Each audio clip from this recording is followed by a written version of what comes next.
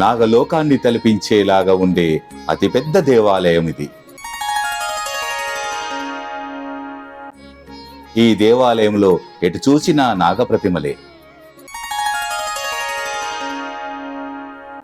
ఇది బ్రిటిష్ కాలం నాటి అతి పురాతన, ఎంతో మహిమగలిగిన దేవాలయం ఇది. బ్రిటిష్ కాలం నుండి ఇప్పటి మిలిటరీ వరకు ఎందరూ అడ్డుకున్నా వారి మనసు మార్చి తానే నిర్మించుకున్న అతిపెద్ద నాగదేవత దేవాలయం ఇది. హాయ్ అండి, అందరికీ నమస్తే. Welcome to our channel. ఈరోజు మీకు 100 ఏళ్ల చరిత్ర కలిగిన అతిపెద్ద నాగదేవత దేవాలయం మీకు చూపించాలనుకుంటున్నాను. తెలంగాణలోనే ఒక నాగదేవతకు అతిపెద్ద దేవాలయం సికింద్రాబాద్లోని తిరుమలగిరి ఏఓసి సెంటర్ దగ్గర ఉంది. ఇది మొత్తం మిలిటరీ ఏరియాలోనే ఉంది. ఈ దేవాలయంలో ఇప్పటికీ నాగదేవత సంచరిస్తుందని నమ్ముతుంటారు. ఇక ఈ దేవాలయ మహిమలు అన్నీ ఇన్ని కావు. ఇక్కడికి వచ్చిన వారి కోరికలు నెరవేరాయని ఎందరో ఇక్కడ భక్తులు చెబుతుంటారు. ఇక్కడికి వచ్చే భక్తులు ఈ దేవాలయాన్ని గురుస్థానం అని పిలుస్తుంటారు. ఈ నాగదేవత గుడి గురుస్థానం ఎందుకయింది, ఇలా ఈ దేవాలయాన్ని గురుస్థానం అని ఎందుకు పిలుస్తారు, అలాంటి మరిన్ని విషయాలను ఈ వీడియోలో తెలుసుకునే ప్రయత్నం చేద్దాం.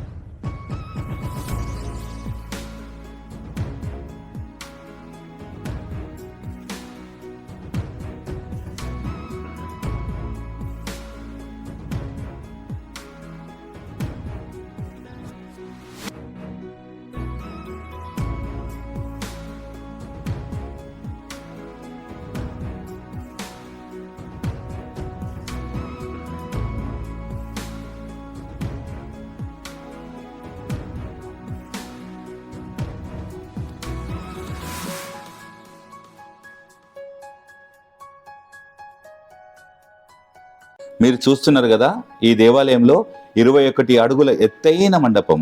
ఇది బ్రిటిష్ కాలం నాటి ఉన్న దేవాలయం. కాకపోతే అప్పుడు చిన్నగా ఉన్న దేవాలయం ఇప్పుడు ఇంత పెద్దగా అయింది. ఈ దేవాలయం ప్రధాన ముఖద్వారం నుండి లోపలికి వెళ్ళగానే మనకు దేవాలయం మొత్తం కనబడుతుంది.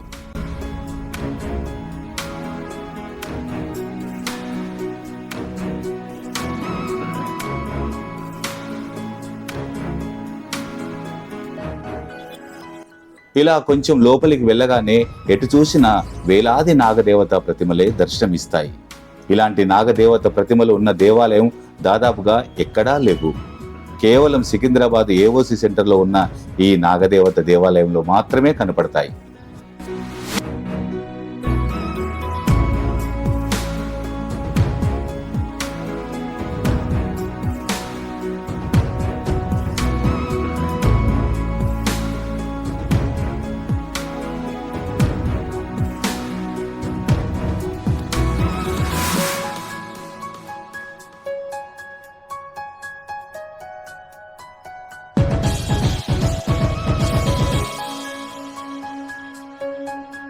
ఇక్కడ పెళ్లి కాని వారు, సంతానం కలగని వారు, చర్మ వ్యాధులు ఉన్నవారు, ఇంకా ఎలాంటి నాగదోషం ఉన్నా సరే ఆ దోష నివారణ కోసం ఇక్కడ ఈ నాగదేవత ప్రతిమలు ప్రతిష్ఠ చేస్తారు. భక్తులకున్న దోషాలను బట్టి ఆ సమస్యలకు అనుగుణంగా పూజ చేసి భక్తుల చేత నాగదేవత ప్రతిమలను వారి స్వహస్తాలతో ప్రతిష్ఠింపజేయడం ఇక్కడ ప్రత్యేకత. దాని నిదర్శనమే మీరు చూస్తున్న ఈ నాగదేవత ప్రతిమలు. భక్తులందరికీ మంచి జరుగుతుంది కాబట్టి ఎక్కడెక్కడి నుండో భక్తులు వచ్చి ఇలా ఇక్కడ నాగప్రతిమలు ప్రతిష్ఠింపజేస్తారు.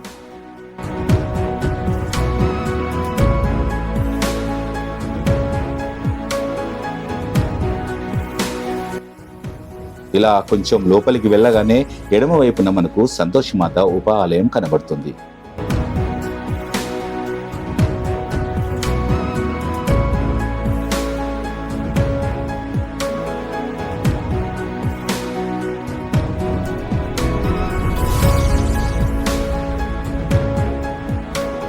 ఇప్పుడు మనందరం సంతోషమాతను దర్శించుకుందాం.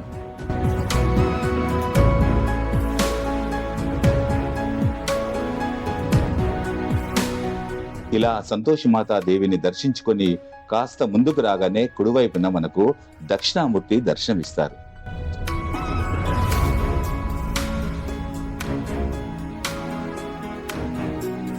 గురు దక్షిణామూర్తి పిల్లల చదువులకు, ఉద్యోగ సమస్యల నుండి విముక్తి ఇస్తాడు. అంతెందుకు, మనం ఇంటి నుండి బయలుదేరేటప్పుడు గురు దక్షిణామూర్తికి నమస్కారం పెట్టుకొని బయలుదేరితే అంతా శుభమే జరుగుతుందని ఎందరో ఆధ్యాత్మికవేత్తలు చెబుతుంటారు. ఇప్పుడు మనము ఆ దక్షిణామూర్తిని దర్శించుకుందాం. ఇలా స్వామివారిని దర్శించుకున్నాక కాస్త ముందుకు వెళ్ళగానే ఇక్కడ మనకు స్వర్ణభైరవ దేవాలయం కనబడుతుంది. ఇప్పుడు మనము ఈ స్వర్ణభైరవ దేవాలయాన్ని మనందరము దర్శించుకుందాం. ఇలా దర్శించుకున్న తర్వాత కాస్త ముందుకు రాగానే ఈ మండపంలోనే పెద్ద హోమగుండం దర్శనమిస్తుంది. ఈ దేవాలయంలోనే ప్రతి పౌర్ణమికి భక్తుల దోషాల నివారణార్థం సామూహికంగా హోమం చేస్తారు. ఎవరైనా ఇక్కడ 1000 రూపాయలు చెల్లించి హోమం చేయించుకోవచ్చు. ఇలా హోమగుండం ఎదురుగానే ప్రధాన ఆలయం, దానికెదురుగా ఉన్న ధ్వజస్తంభం కనబడుతుంది.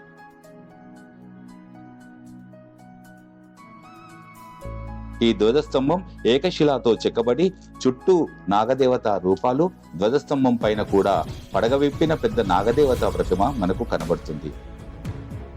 ఇక ఈ ధ్వజస్తంభం నుండి ముందుకు వెళ్తుంటే అమ్మవారి పాదాలు దర్శనమిస్తాయి.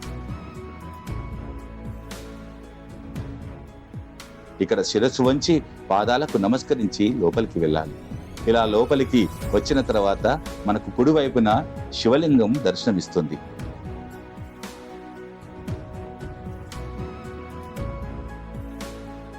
ఇక్కడ వచ్చిన భక్తులందరూ శివుడికి అభిషేకాలు చేసుకొని తమ కోరికలు ఏవైనా ఉంటే ఆ కోరికలు మొక్కుకుంటారు.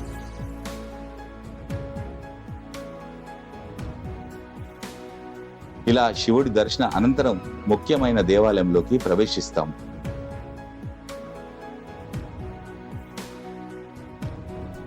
ఇలా ప్రధాన ఆలయంలోకి ప్రవేశిస్తుంటే పైన అతిపెద్ద నాగదేవత రూపం మనకు దర్శనమిస్తుంది.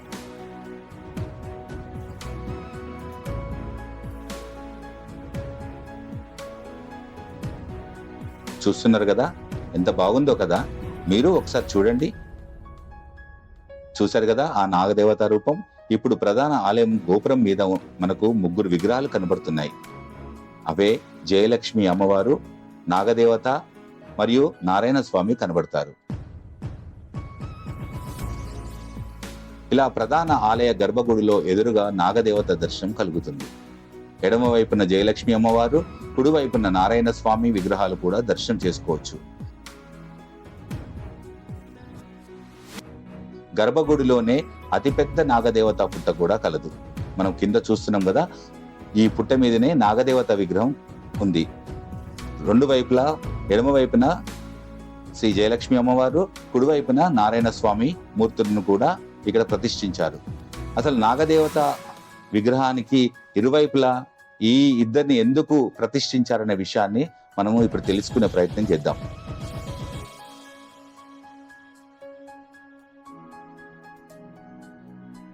బ్రిటిష్ కాలంలో ఇప్పుడున్న ఈ ప్రదేశంలోనే ఒక చిన్న గుడి ఉండేది. అప్పుడు ఆ బ్రిటిష్ రాజు తన సైన్యం పెంపుడు కుక్కలతో ఈ దారి గుండా వెళ్తుంటే దారికి మధ్యలో ఓ చిన్న దేవాలయం ఎదురుపడుతుంది.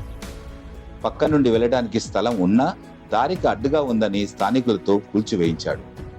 ఆ బ్రిటిష్ రాజు అదే రోజు తిరిగి సాయంత్రం వస్తున్న సమయంలో ఎక్కడైతే ఈ గుడిని ధ్వంసం చేశారో ఆ ధ్వంసం చేసిన ప్రదేశానికి రాగానే బ్రిటిష్ రాజు గుర్రం, అలాగే బ్రిటిష్ రాజు, ఆ కుక్క, మిగతా సైన్యం అంతా అక్కడ మరణించడం జరుగుతుంది.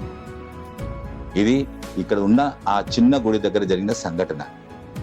అలాగే 7 సంవత్సరాల వయసు గల శ్రీ జయలక్ష్మి అమ్మవారికి ఈ ప్రదేశంలో నాగదేవత దర్శనం కలుగుతుంది.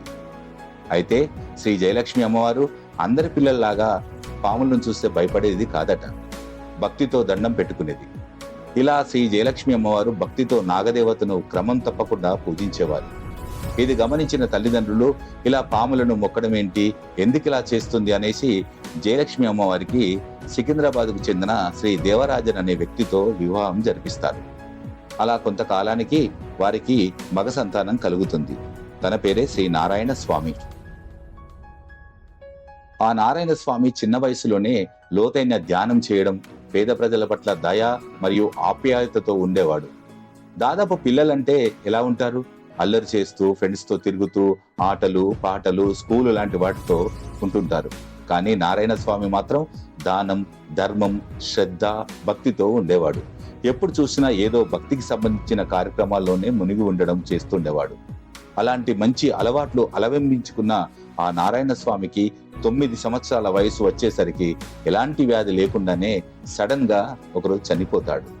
ఇక దానితో తల్లి జయలక్ష్మి అమ్మవారు తన కడుపులో పుట్టిన కొడుకు చనిపోయాడని బాధలో ఆ నాగదేవత అమ్మవారిని నమ్మకపోవడం, నిన్ను నమ్ముకున్న నాకు ఇంత మోసం చేస్తావా అని కోపంతో నేను ఇక బ్రతకను అని ఎప్పుడు తన కుమారుడి సమాధి వద్ద కూర్చొని ఏడవడం ఎంతో మనోవేదనకు గురవుతుంది. ఇలా జయలక్ష్మి అమ్మవారి ఆరోగ్యం కూడా క్షీణించిపోతుంది.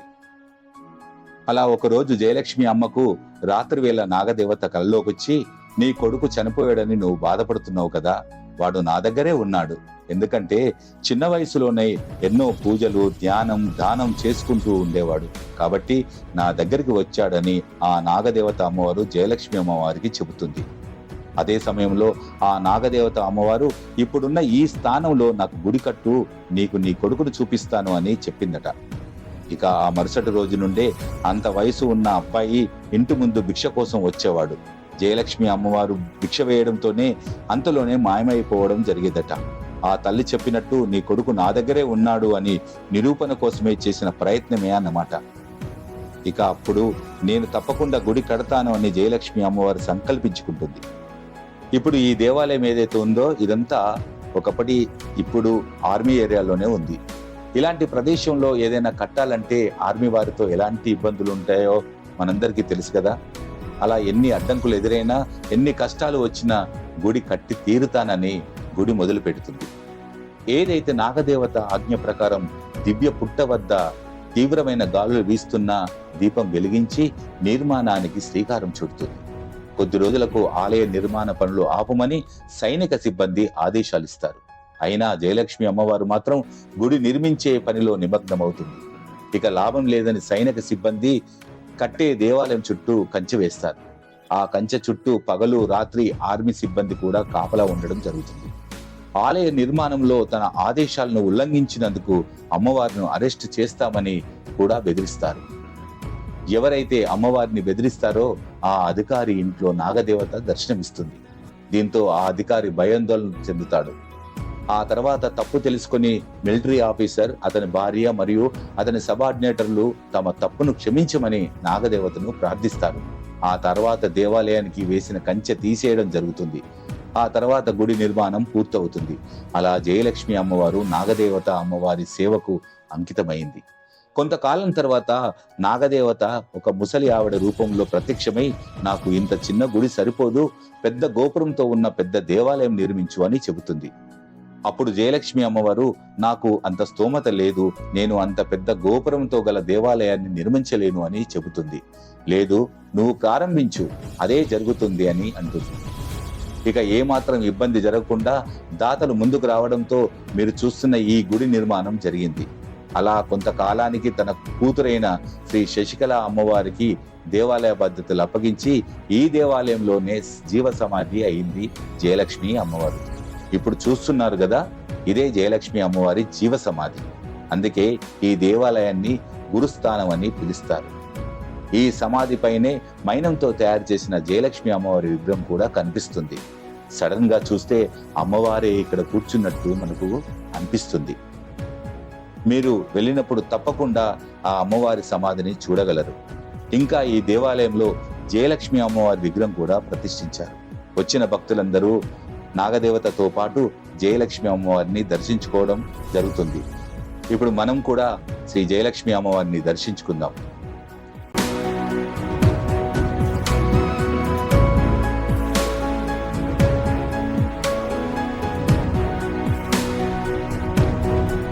ఇలా కొంచెం ముందుకు రాగానే ఇక్కడ నారాయణ స్వామి విగ్రహం కనబడుతుంది. జయలక్ష్మి అమ్మవారి కుమారుడైన స్వామి నారాయణ స్వామి విగ్రహం ఇక్కడ ఉంది. ఇక్కడ మనం ఆ స్వామివారిని కూడా దర్శించుకుందాం.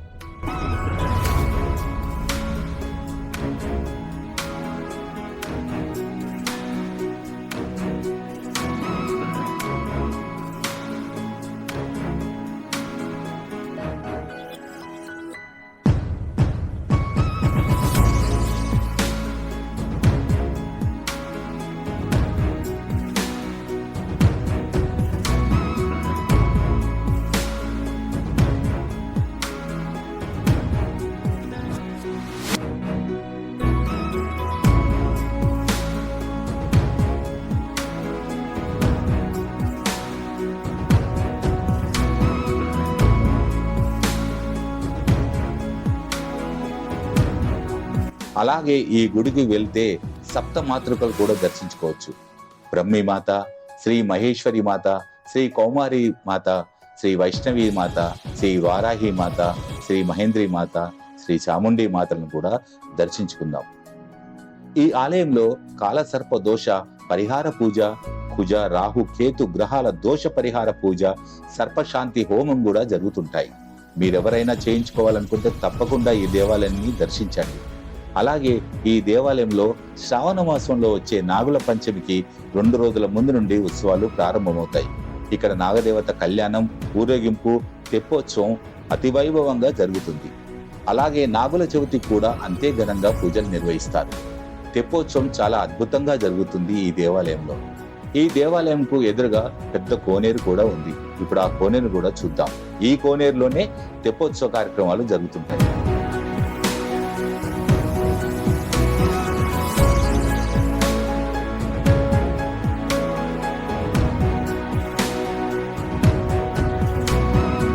చూశారు కదా, ఈ కోనేరు కూడా ఎక్కడ చూసిన నాగ ప్రతిమలే.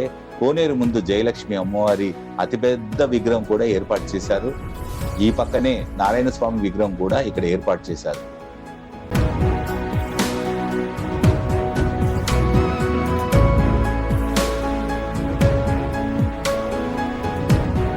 ఇక ఈ ఆవరణలోనే అతిపెద్ద రావి చెట్లు ఉన్నాయి. ఆ రావి చెట్టు కింద వందలాది నాగ ప్రతిమలు కూడా ఉన్నాయి.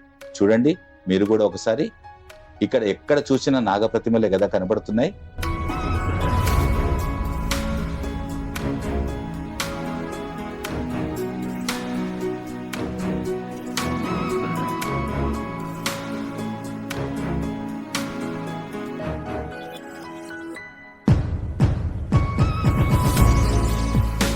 చూశారు కదా, ఇదే చెట్టు కింద శ్రీ కాలభైరవ స్వామి విగ్రహం కూడా ఉంటుంది.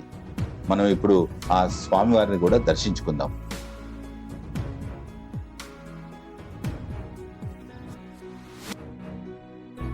ఇక చివరిగా ఈ దేవాలయం ఉత్తర ద్వారం ఎదురుగా ఆంజనేయ స్వామి విగ్రహం కూడా ఉంటుంది. స్వామివారిని మనమందరం ఇప్పుడు దర్శించుకుందాం. చూశారు కదా, నాగదేవతకు మన తెలంగాణలోనే ఇంత పెద్ద దేవాలయం ఉంది. ఎత్తైన గోపురంతో ఈ దేవాలయాన్ని ఎంత అద్భుతంగా నిర్మించారు. ఇలాంటి దేవాలయం మన సికింద్రాబాద్ లో ఉండడం మన అదృష్టం. ఎంతో మహిమ కలిగిన ఈ దేవాలయాన్ని దర్శించుకుంటే జన్మ ధన్యమవుతుంది. దేవాలయాన్ని దర్శించుకుంటేనే ఎన్నో కష్టాలన్నీ తొలగిపోయే మహిమ గల దేవాలయం ఇది. మీకు వీలైనప్పుడు ఈ దేవాలయాన్ని దర్శించుకోండి. గుడి timings and Google map location మరియు గుడి ఫోన్ నెంబర్స్ కూడా డిస్క్రిప్షన్ లో పోస్ట్ చేస్తాను. తప్పకుండా గమనించగలరు. ఈ వీడియో మీకు నచ్చిందని నేను అనుకుంటున్నాను. నచ్చితే లైక్ చేయండి, మరికొద్ది మందికి షేర్ చేయండి. మీ విలువైన అభిప్రాయాన్ని కామెంట్ రూపంలో తెలియజేయండి. ఎవరైనా ఈ ఛానల్ని ఫస్ట్ టైం చూస్తున్న వారు ఉంటే తప్పకుండా సబ్స్క్రైబ్ చేసుకోమని కోరుకుంటున్నాను. మరొక వీడియోలో మళ్ళీ కలుస్తాను. అంతవరకు సెలవు. నమస్తే.